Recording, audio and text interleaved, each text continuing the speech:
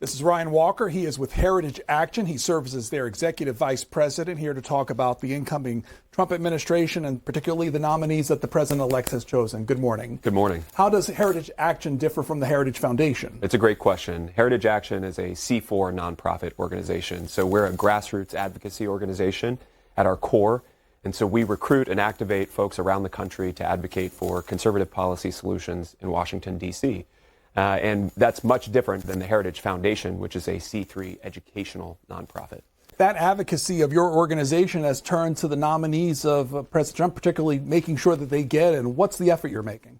Yeah, it's a great question. So we started in December talking about the nominees and really about the timing of the cabinet confirmation process and needing to get his cabinet officials into their offices as soon as possible. So we have been advocating across the country in a number of states for the Senate to quickly consider these folks and to get them into these seats.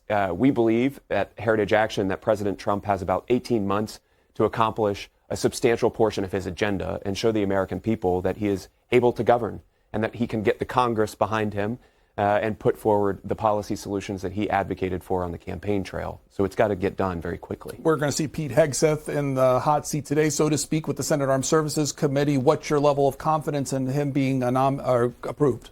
I think he will be approved. I think that the confirmation hearing today will see the Democrats raise a number of the points that we've seen and heard in the media over the past 6 to 8 weeks.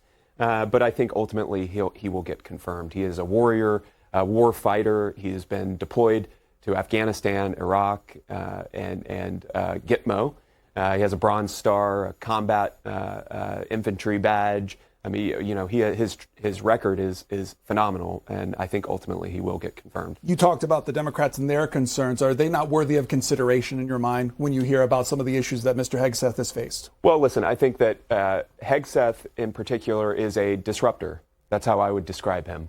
And when you come to Washington, much like Trump did in 2016, I think the knives come out for folks like that. And so I think we'll hear questions to Mr. Hegseth in the hearing, and he'll be able to answer those questions for the American people and for the senators who will ultimately consider him. Some of the people that you're focusing on, it's an ad campaign taking a look at the nominees, but you're focusing on states such as South Dakota, where the Majority Leader John Thune is, Susan Collins in Maine, Tom Tillis in North Carolina. Talk about these people and why you're focusing on them particularly. Yeah, we looked at who had come out in support or opposition or who had not made statements related to these nominees as of in December. And so we decided on those states to, again, a soft appeal to those Republicans, encouraging them and showing them that there is support from their constituencies, their voters in those states. In fact, the campaign that we started in December was a petition. We simply garnered signatures, and we got over 100,000 people to sign that petition, and we'll deliver that to the Senate. Again, a soft appeal, less so on the hard dollars and threats. It's just an appeal for them to do their job. Senator Thune, who now is the majority leader, you're focused on Senator McConnell, the former minority leader, and then Lisa Murkowski of Alaska. These soft appeals, I'm interested, why John Thune? Well, he's the majority leader of the Senate, obviously, and we want him to be aware of our advocacy and desire for the timeline to be truncated to the smallest amount of time possible to get these folks into their seats. Historically, the timeline for nominees to get through this process has exploded. It's doubled since the Reagan era in the 1980s for the Senate to consider these. And we're very pleased, quite honestly, with John Thune's schedule for the Senate. They're going to work 180 days this year, which is more historically than the Senate has worked in quite some time. He is threatening to work on Fridays, which the Senate is historically doesn't do. And so we're very encouraged, but we want to remind him that this is the top priority, or should be the top priority of the Senate. Susan Collins of Maine being one of those, but one of the persons to probably be a focus today is Joni Ernst, the Republican from Iowa. Correct. And in December, she had a number of meetings with Pete Hegseth in particular. In the second meeting, she came out and subsequently issued a statement of general support for Mr. Hegseth. And so we're continuing to remind her and these other senators, as you've mentioned, again, that time is of the essence. Are you concerned that they're going to be that much pushback against the president's nominees? I don't think so. Again, we've seen the responses that we've seen from senators on all of the nominees, I think across the board, has been welcomed. and we've been very pleased with the response. But again, time is of the essence. We can't have nominees sitting in the Senate for weeks or months on end waiting to be confirmed. Again, we've got to get the work started, and we have to have agency heads in place to be able to do it. Ryan Walker joining us for this conversation of Heritage Action. If you want to ask him questions, the phone lines are available. 202-748-8000 for Democrats, 202-748-8001 for Republicans, and Independents, 202-748-8002. If you want to text us your thoughts or questions, 202-748-8003. In these first 100 days, so to speak, is there a wish list from your organization of what you want to see the Trump administration do? Yeah, there's a whole host of executive actions that the president will take that we're highly encouraging of, namely on the border and overturning some of the Biden-era rules or reinstituting some of the rules from the first Trump administration and working on that question. I think first and foremost, that's our top priority, to address the flow of illegal immigrants across the southern border. The economy needs to be addressed, of course, but I think that will come with reconciliation and continuation of the Tax Cuts and Jobs Act, which was passed under the first Trump administration, and a reduction in federal spending, which is needed and sorely needed to be able to do all of that. But those are the things that come to mind most immediately. There's a lot of regulatory activity that can be taken by the executive branch to reduce the size, scope, and frequency of how corporate America, small businesses, and entrepreneurs have to deal with the federal government and their regulations. So those are some of the things that they can do immediately, and then Congress will obviously have to get its act together and start passing legislation. One of the pieces of legislation, or at least one of the things they face, and I think you brought it up, was the idea of funding. They passed a CR last in December, and they're faced again with now in March. What's the best approach that you would like to see from Congress, and do you think you're going to see that approach? Yeah, well, our advocacy at Heritage Action is for a reduction in federal spending. So we would like to see that those discretionary lines come down. And so that means cutting the bloat, cutting things like earmarks and that whole process within the Congress. I don't know how that will inevitably play out in March. That's the funding deadline. The CR, the continuing resolution that we're now under, expires in March. They may come back to that question with another CR, depending on the gravity and the heft of the legislative activity that surrounds government funding. So they may, push that question to later in the year, or they may have a series of what we call mini buses that direct some of the agencies. But I don't know that they'll be able to complete all of that. We saw a question of spending come up in December over this that eventually was dropped before the CR was passed. Do you think Congress has a will to reduce spending at this stage? I think they do. I think that members will be looking at multiple avenues to do that, though. Reconciliation has been a very big topic. There are multiple strategies that have been laid out by both the House and the Senate, one bill versus two bill strategy. Mm-hmm. Government spending and cutting and reducing federal outlays, that is the topic of conversation within reconciliation. So I think members are looking at both government funding, which historically we have not been very successful in reducing spending through that venue, and reconciliation. I think they'll have more of a chance in reconciliation. This is Ryan Walker again joining us from Heritage Action. Our first call for you comes from Jordan. Jordan is in Florida. Democrats line, you're on with our guest. Good morning. Go ahead.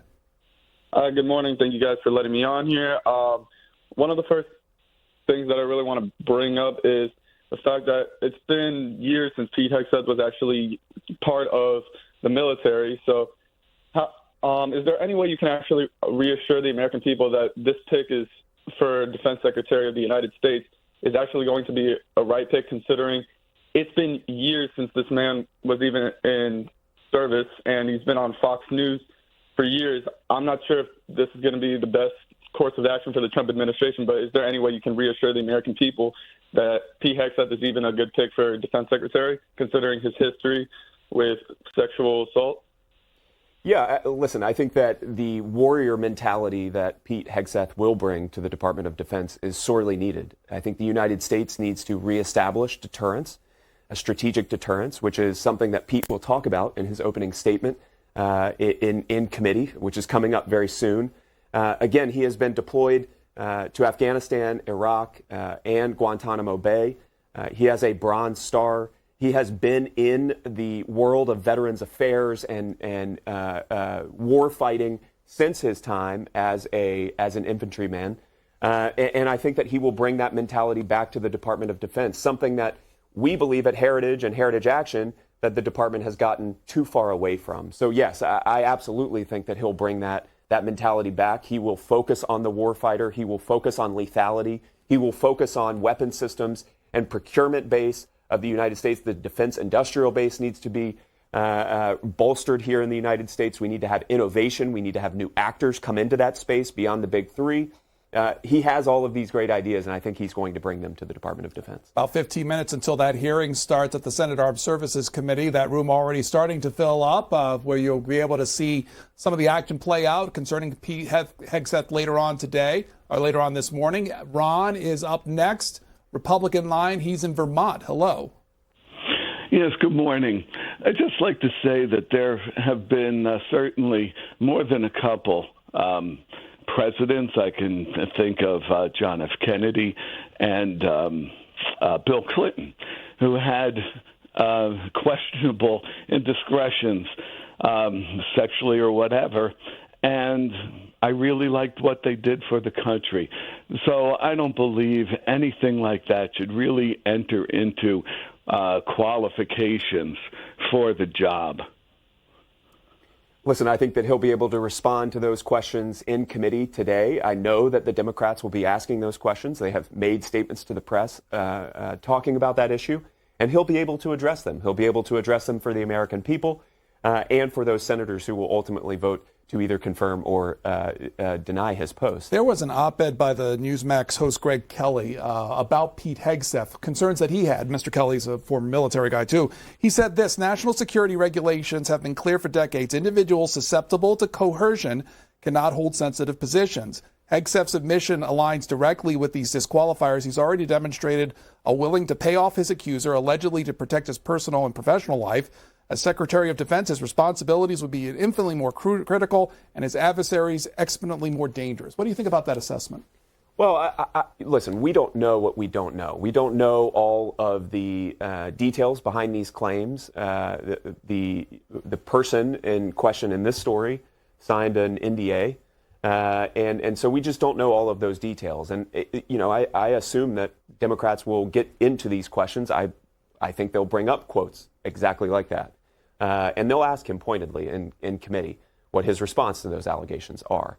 And so we'll hear that today. And we'll hear his side of the story when in the media, it has been sort of a trial by media up to this point. And Pete has not been able to give his articulation of his version of the story. And so we'll hear that today. And I'm encouraged to hear it. From Danny. Danny is from South Carolina, Independent Line. Hi. Hi, good morning. How are you? Fine, thanks. You're on with our guest. Go ahead. Yes, so I have a couple of questions. So I'm actually a service-connected disabled veteran. Obviously, I'm also a woman. I guess first I would like to know the difference between a soft touch that the Heritage does compared to a hard touch. I think that would be number one. Number two, you said you're pleased with the schedule. Do you really think that 30 minutes in scheduled hearings is appropriate to properly vet candidates? And number three, what do you say to the women like myself who experienced military sexual trauma? It is one of the most significant things that women in the military actually undergo. And Pete Hegseth, I had a security clearance of type secret CSI. He would not get that clearance if he were in the military today. So why do you think he deserves to command 2.6 million employees with a $840 billion budget when he can't manage $15,000 from his PAC? Well, I'll address the first couple of points. So a soft appeal is advocacy that the Senate, and in particular Senate Republicans, need to get working. They need to have these hearings. They need to have the votes. They need to discharge these nominees from committee and ultimately have them voted on the floor in a timely manner. Again, the timeline for confirmation of nominees has doubled since the Ronald Reagan era. We need to truncate that timeline back to 30 days or less, right? A hard appeal from Heritage Action would be spending money in those states to oppose or to find a new candidate to run in for those Senate seats, which is not something that we're doing right now. We're trying to appeal to those sitting senators without advocating for someone else to come in or an opponent to file. On the questions on Pete, I think that, listen, the committee structures the hearings, the way that they structure them. There have been significant amount of meetings between Pete Hegseth and individual senators, and all of these questions have been addressed. I know that Joni Ernst, in particular, Senator Ernst, has asked Pete Hegseth pointedly questions around sexual assault in the military, and she is going to make sure that whomever the Department of Defense secretary is addresses this issue. It is one of the top priorities for Senator Ernst. She has been talking about this issue for many, many years, and I have no doubt that she will hold the Secretary of DOD to account on that issue. And so I think that she'll be working with Pete Hegseth and the team that's coming in to be able to do that. Again, on the background checks of the FBI and questions related to his background, I think he'll be able to answer those questions today. And I do think that he has the capability to run the Department of Defense and focus again on the warfighter rather than the bureaucracy of the department. Let's go to Catherine. Catherine in Michigan. Hi there. You're next up. Hello. So I have not so much a question, but a statement. I am, as a woman with 3 daughters, I am very excited about the nomination of Pete Hegseth. I think getting some of this bureaucracy out of our Department of Defense is the only option we have with war burning everywhere across this country. And now Ray's statement saying that we have Chinese supercells here in the United States just tells you that our government has not been operating in a defensive posture of the people. We have been failed on every level. As far as sexual assault claims, we've had a president for 4 years whose son was prostitution and human trafficking. And for God knows, Biden can't stop sniffing little girls. So okay, we'll leave it there. Yeah, listen, I think that the Department of Defense has gotten away from lethality, deterrence, and warfighting. We need to have innovation. There, to the caller's point, there is war and conflict breaking out across the globe, whether it be in the Middle East. China is threatening to invade Taiwan. We have Iran acting dangerously. So there is a lot. Ukraine and Russia obviously is a big concern for the Department of Defense. We have seen drawdown authority be given to the President of the United States, who has sent munitions and arms over to conflict zones across the world without building up and bolstering our own domestic industrial base. We simply don't have the ability or capacity to develop and build and make for example, the artillery rounds that are being shipped over to Ukraine. So we need someone to come in and focus on the warfighting, the lethality, the ability of the Department of Defense to respond to any and all situations that may arise, certainly over the next 4 years, but over the next couple of decades. We need to be thinking far out into the future, more innovation, more small players in the industrial base, and I think Pete Hegseth will bring all of that. Was not too long ago that the House Minority Leader Hakeem Jeffries and other Democrats talked about the November elections, talked to us about this idea of Republicans having a mandate now with the election of the president-elect. I want to play you a little bit of his comments, get your reaction to that. Yep. In this narrow Congress, and despite the claims of some of my Republican colleagues who have spent a lot of time over the last 2 weeks talking about some big, massive mandate, I'm looking for it. That doesn't mean that we don't have to make adjustments to make sure that we can get beyond fighting House Republicans with a national wave on top of us to a draw. But the question about this notion of some mandate to make massive far-right extreme policy changes, it doesn't exist. It doesn't exist. And so in the new Congress, for anything to happen, particularly as it relates to an enlightened spending agreement or ensuring that America does not default on our debt and crash the economy and hurt everyday Americans for the first time in our nation's history, it's clear House Republicans cannot do it on their own. That was back from November, but Mr. Walker, your thoughts? Yeah, listen, Kamala Harris and the Democrats, they had the lowest turnout in Manhattan since 1988. Republicans won a majority of the popular vote for the first time since 2004. This is a clear mandate from the people. We have seen that response from Democrats. There is not a resistance movement against Trump.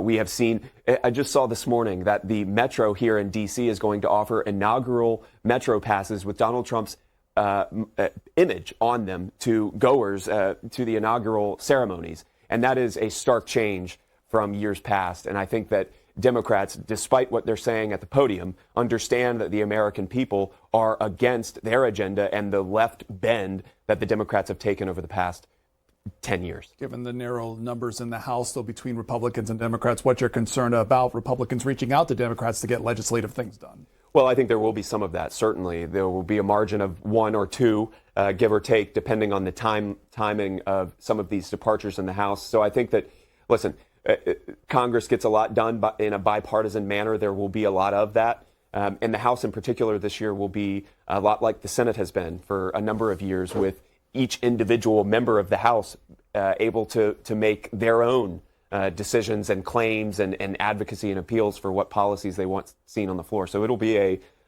quite the time to watch the House. Let's hear from Robert in San Francisco. Democrats line for our guest Ryan Walker of Heritage Action. Yes, good morning to both of you. I was calling to ask Mr. Walker whether, since Matt Gaetz is the bar for all the nominations, I wanted to know whether or not he would have voted for Matt Gaetz.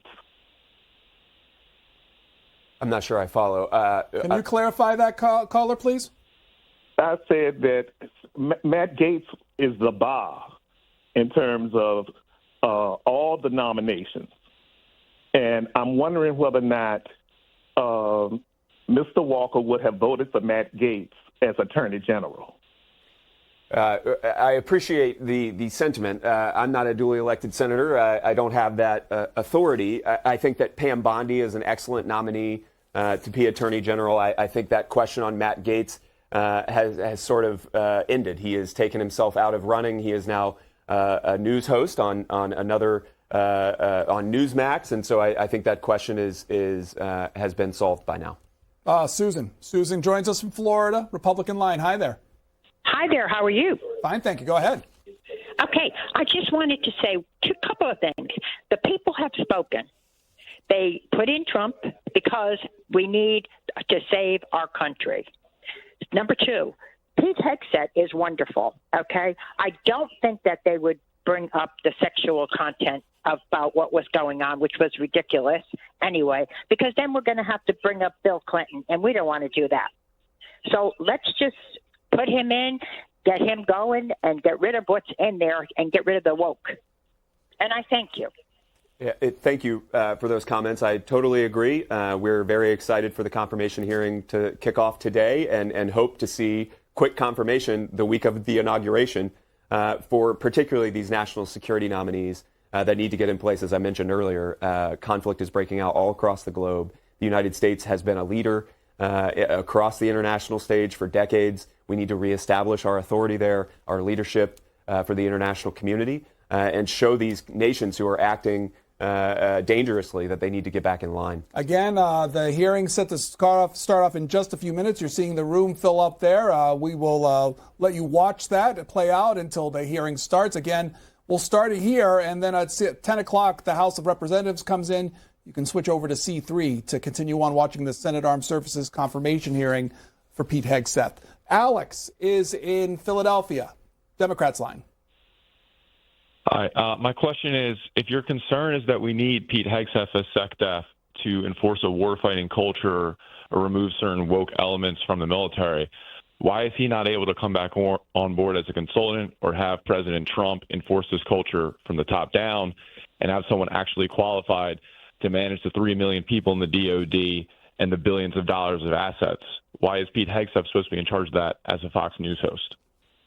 Again, I will go back to his record as a warfighter and his multiple deployments. He is not just a Fox News host. He has also run multiple nonprofit organizations and has quite the storied resume. So I think that he is the right person to go into the Department of Defense. I think certainly Donald Trump will lead those efforts, and he will be intimately involved in any change that comes to the Department of Defense. But you need someone like Pete to drive those changes, while President Trump is not able to do that because he is, after all, the President of the United States, and his attention has to be diffused, if you will. Ryan Walker with Heritage Action. You can find their work at heritageaction.com. He serves as Executive Vice President. Thanks for giving us your time. Thanks for having me on. That's it for our program today. Again, this hearing featuring Pete Hegseth just about to start. We'll let you play out as Mr. Hegseth has entered the Senate Armed Services Committee room.